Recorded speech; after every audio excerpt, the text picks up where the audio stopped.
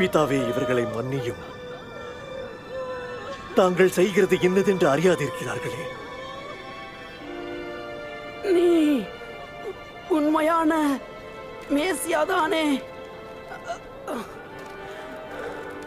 உன்னையும் எங்களையும் ரட்சியும் தேவனே.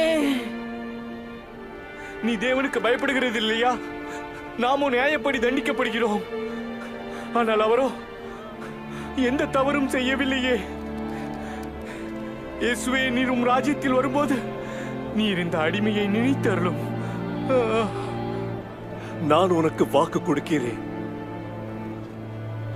இன்றைக்கு நீ என்னுடனே பரிதீசில் இருப்பாய்.